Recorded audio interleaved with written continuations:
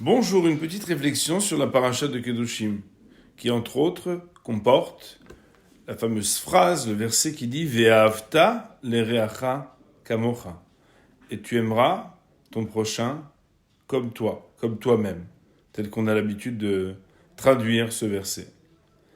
Il est une discussion à savoir, est-ce que c'est vraiment comme toi-même? Est-ce qu'on peut aimer quelqu'un vraiment comme soi-même? C'est d'ailleurs la manière avec laquelle Rashi ou le Ramban vont discuter.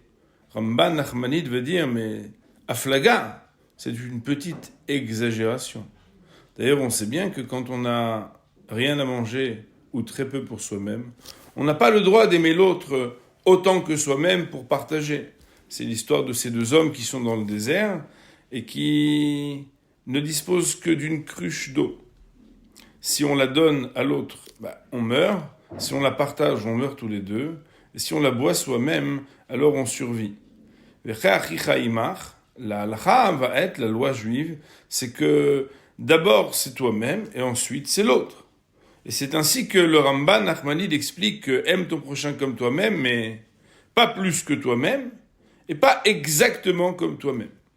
Il n'en reste pas moins que dans cette explication, et quelle que soit l'interprétation de ces versets, la relation à l'autre a un lien avec la relation qu'on a avec soi-même.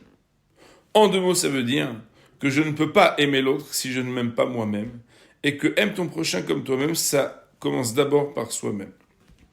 Et bien sûr, l'enjeu et les conséquences de cette réflexion sont très grands, puisque ça veut aussi dire que parfois, lorsque je pense avoir des conflits interpersonnels avec les autres, c'est beaucoup de fois parce que j'ai un conflit à l'intérieur de moi-même.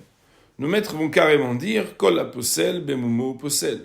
Lorsque quelque chose me dérange chez l'autre, s'il me dérange tellement, c'est que ce défaut et cette problématique a une résonance à l'intérieur de moi-même. D'ailleurs, tout le monde sait bien que les conflits les plus grands et les plus forts sont avec des personnes qu'on voudrait aimer, qu'on aimerait aimer et qu'on aime profondément. Les parents, les époux, les enfants. Et pourtant, il y a une problématique. C'est la raison pour laquelle, dans les relations humaines, surtout aujourd'hui, on est connecté avec tout le monde. Mais est-ce qu'on peut être connecté avec tout le monde sans commencer par être connecté avec soi-même ? Est-ce qu'on peut prétendre mettre des likes pour les autres si on n'est pas capable de se liker soi-même ? Est-ce qu'on est capable de mettre ses yeux à contempler, réfléchir et chercher à comprendre la profondeur de ce qui se passe chez l'autre si on n'a pas déjà fait soi-même une introspection pour essayer de comprendre ce qui se passe à l'intérieur de nous-mêmes ? Nos maîtres vont dire que le mot ahava, Aleph, Hei, Bet, Hei, Aleph c'est 1, Bet c'est 2, 2 et 1, 3. He et He font 10.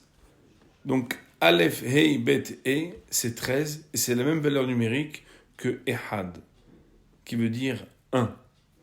Aleph, qui vaut 1 dans les valeurs numériques. Het, qui vaut 8, 8 et 1, 9. Et Dalet, qui vaut 4, 9 et 4, 13. Il n'est pas possible de créer d'amour et de relation avec l'autre si on n'a pas déjà avec soi-même quelque chose qui nous unit et qui réunit nos forces. Et c'est la raison pour laquelle la Torah, dans sa profondeur, comme elle est la parole divine, nous fait réfléchir au fait que on ne peut pas être en phase avec l'autre si on ne commence pas par être en phase avec soi-même. Aime ton prochain comme toi-même. C'est que tu ne peux avoir d'espoir, d'amour et de relations sociales, amicales, conjugales, parentales, équilibrées, que si tu te préoccupes d'abord et avant tout de la relation que tu as avec toi-même. Un sujet qui doit faire beaucoup réfléchir et qui résonne très profondément lorsque finalement on est très très seuls tous sur nos téléphones intelligents, mais dans l'intelligence émotionnelle, finalement, est-ce que dans cette solitude, on prend le temps de réfléchir pour apprendre à s'aimer soi-même ?